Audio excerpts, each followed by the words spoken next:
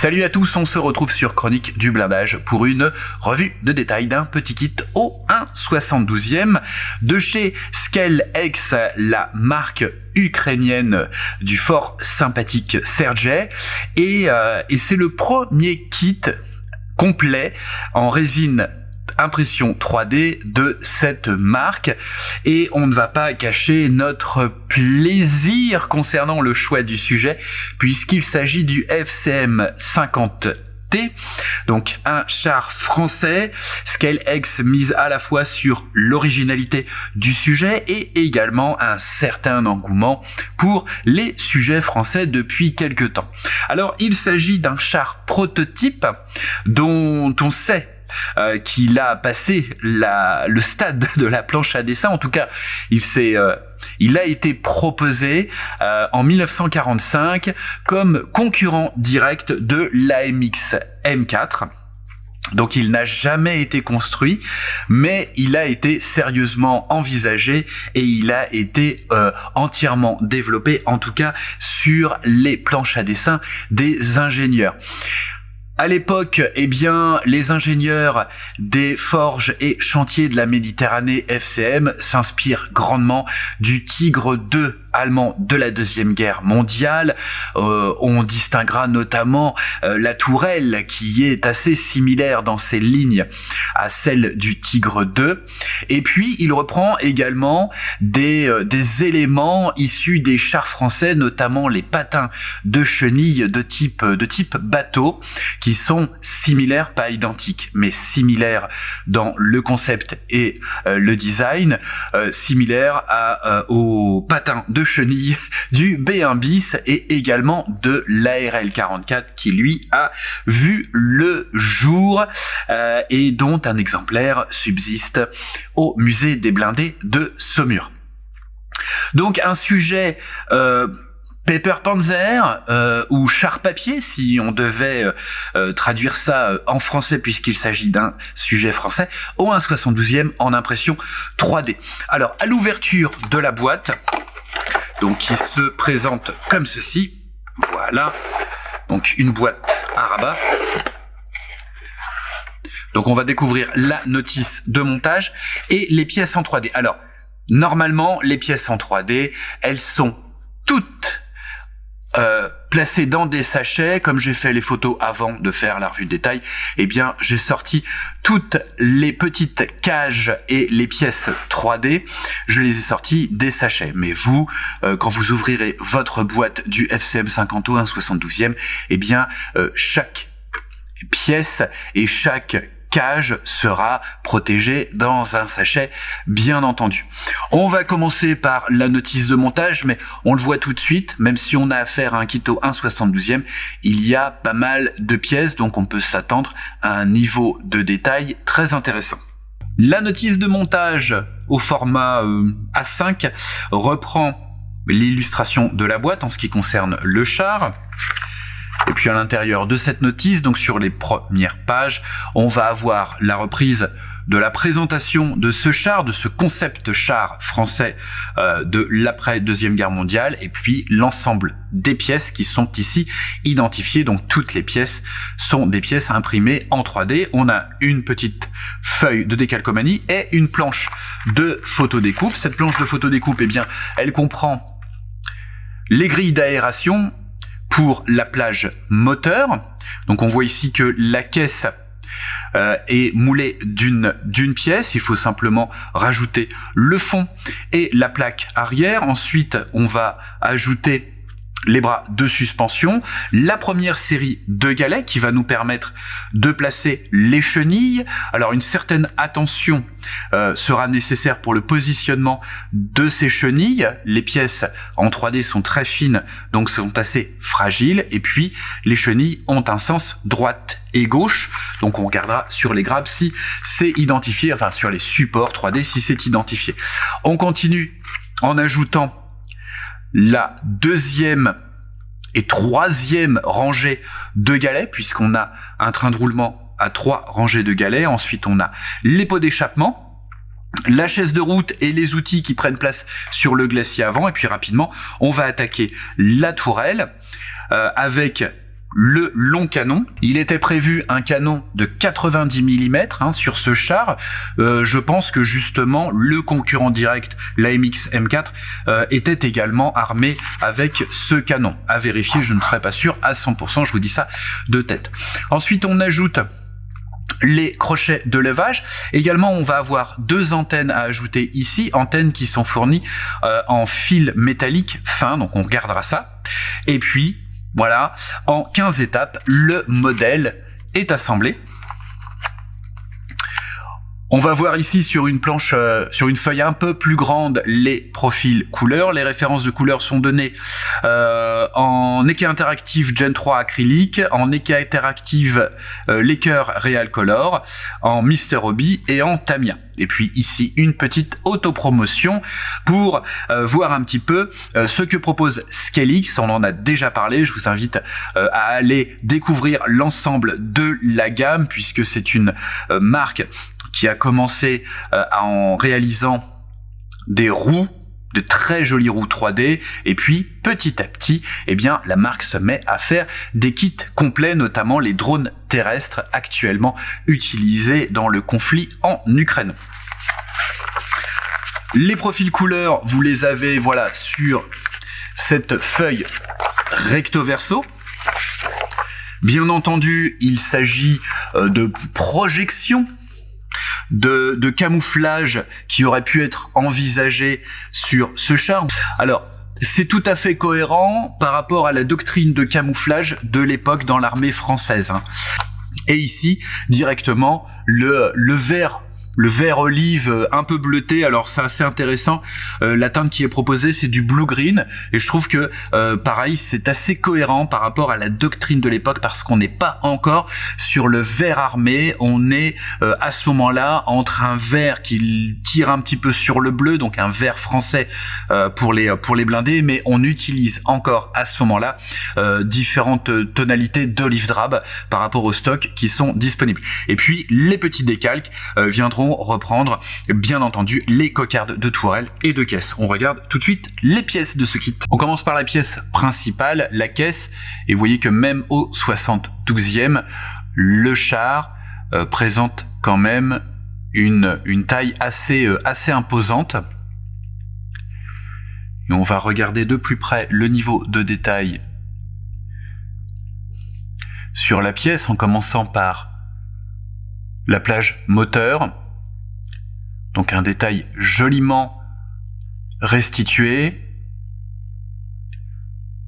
On vérifie également qu'on n'a pas de soucis de strat, ce qui peut arriver avec la 3D, mais de plus en plus, les fabricants font très attention à l'orientation des pièces sur les supports pour éviter ce problème de strie. Et là, on n'en voit pas.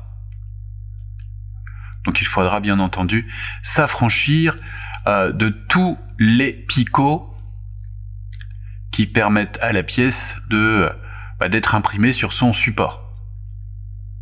Les picots ont l'air fins, donc je pense que ça s'enlève assez rapidement. La tourelle affiche également un très joli niveau de détail de surface et de rendu sur les lignes de boulons et les trappes. On a également les petites lignes de soudure qui sont présentes. Là, on a le fond de la caisse, donc qui sera invisible, mais malgré tout qui comporte de jolis détails. Dans cette cage, on va trouver les pots d'échappement et leur protection. Compte tenu de la finesse des pièces, ScaleX a anticipé votre maladresse éventuelle en proposant la chaise de route ainsi que les outils en plusieurs exemplaires au cas où vous auriez une petite casse au dégrappage. Notez également qu'à l'intérieur des cages, vous voyez, on dispose des numéros des pièces pour pouvoir parfaitement les identifier. Dans cette cage, on va trouver les phares et également les petits détails tels que les crochets de levage. Encore une fois, toutes ces pièces sont proposées en double au cas où vous seriez un petit peu maladroit en enlevant les pitots, ou alors que vous auriez un fameux monstre de moquette glouton et affamé, vous savez, ce fameux monstre qui, une fois que les pièces tombent par terre, eh bien, il les engloutit et on ne les retrouve plus. En général, on les retrouve, mais une fois que le modèle est terminé et qu'on a trouvé une solution de rechange à la pièce manquante, enfin en tout cas la pièce perdue. Ici, on a le support de la grille moteur, hein, le support qui viendra se placer hop, sous cette pièce, une fois préparée. Hein, on la placera par le dessous, comme ceci, et on viendra positionner la grille en photodécoupe juste dessus. Dans cette cage, on trouve des éléments du train de roulement, les supports des galets de tension, et également ici, les supports pour le galet de retour. Alors à ce propos, je vous en ai pas parlé lorsqu'on a regardé la notice de montage, donc on va revenir dessus. Voilà, au moment d'assembler ce support, hop, du galet de tension ici, eh bien vous ne collerez pas. Vous viendrez simplement insérer la pièce dans cet élément, ce qui vous permettra, hop, voilà, de pouvoir bien positionner ce galet pour qu'il soit parfaitement en contact avec la chenille. De fait, une fois qu'il sera bien positionné et que la chenille, comme dans la réalité, sera en tension, eh bien, vous pourrez donner un petit point de colle ici. Alors, avec de la colle extra fluide, de la cyano extra fluide par capillarité, ça suffira largement. Autre point sur cette pièce ici, hein, donc vous voyez qu'à chaque fois les pièces sont numérotées avec également leur positionnement à gauche L, à droite R. Cette pièce ici, c'est une pièce qui vient s'insérer à l'intérieur de la tourelle. Hop. Ici, afin que le canon puisse demeurer mobile en élévation. Le canon, justement, le voici.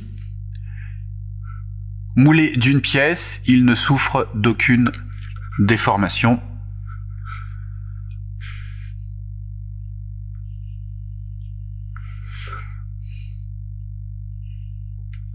En ce qui concerne le train de roulement, on va trouver dans cette cage les barbotins, les poulies de retour, poulies de tension, hein, mais vous savez de quoi je parle, ainsi que les carters ici. Et pour les galets de route, on a différents types de galets de route en fonction de la ligne sur laquelle va se trouver ce galet, première, deuxième ou troisième ligne, puisqu'on a 3 rangées de galets de chaque côté sur ce train de roulement. Avec, vous voyez, des tiges derrière qui sont de tailles différentes pour justement assurer l'écart entre ces galets. Et puis, vous les avez aperçus, mais on peut les regarder là, les petits galets de tension qui évitent à la chenille de retomber directement sur les galets de route du train de roulement. Toujours au chapitre du train de roulement, on a ici des bras de suspension. Dans cette autre cage, on a les autres.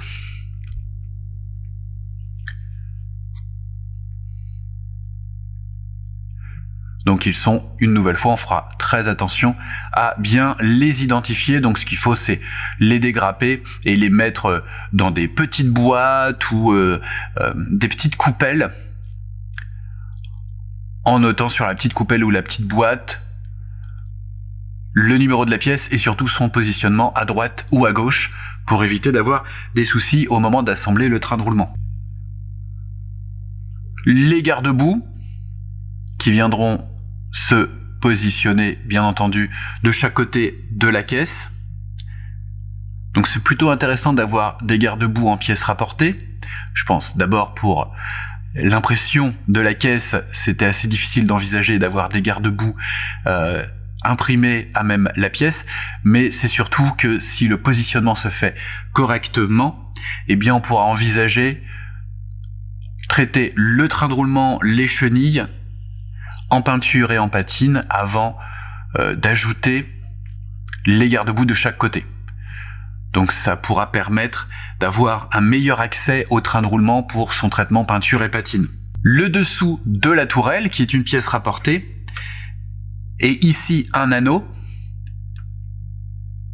avec 2 ergots, donc système connu sur les kits plastiques.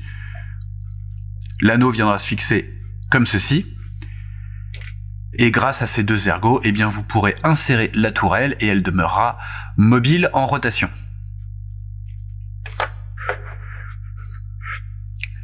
Ici, c'est la plaque qui viendra se mettre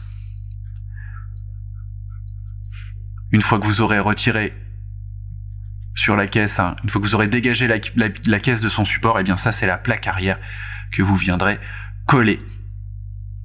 Et bien entendu, les chenilles, donc sa chenille gauche avec ces fameux patins du même concept que ceux du B1 bis, des patins en bateau, B1 bis et ARL 44. On est sur le même principe avec un très joli rendu des détails. Il faudra prendre son temps pour retirer l'ensemble des pitots. Et une fois retiré, il faudra manipuler la pièce avec précaution parce que c'est assez fragile car c'est très fin. On trouve la planche de photodécoupe avec les grilles de la plage moteur. On va également trouver 2 petites sections de fil métallique fin pour les 2 antennes et la planche de décalque pour les 2 options de décoration, donc avec une immatriculation, un nom de baptême Colmar et des cocardes à placer sur la caisse et la tourelle. La jeune, en tout cas récente marque Scalex nous propose ici un très joli premier kit complet au 1/72e d'un sujet qui ravira à la fois les amateurs de l'échelle en quête d'originalité et également les aficionados du matériel français et notamment des prototypes de l'après-guerre. Et on sait qu'ils sont nombreux, donc souhaitons bien que ce kit trouve son public et rencontre le succès qu'il mérite afin que Scalex puisse envisager de continuer cette série de prototypes français au 1/72e avec, pourquoi pas, une reproduction de l'AMX50. Certes, il existe déjà au 1/72e, mais la maquette est de qualité assez discutable, donc une reproduction en 3D de la MX50 pourrait être bienvenue et très intéressante. Voilà, un grand merci à Scalex de nous avoir envoyé ce modèle en primeur, en exclusivité, parce que voilà, comme on est une chaîne française, que c'est un sujet français, il s'est dit que ce serait bien qu'on soit les premiers à l'avoir. Donc un grand merci à Sergej. On lui souhaite tout le succès que ce modèle mérite, vu la qualité à l'image des autres productions de la marque. Et encore une fois, n'hésitez pas à aller faire un tour sur le site de Scalex pour découvrir l'ensemble des gammes d'impression 3D proposées. Un grand merci à vous d'avoir suivi cette vidéo. Je vous dis à très vite, que ce soit sur Chronique du Blindage ou sur les rediffusions YouTube. En attendant, faites attention à vous, faites attention aux autres et très bonne maquette à tous. Allez, salut!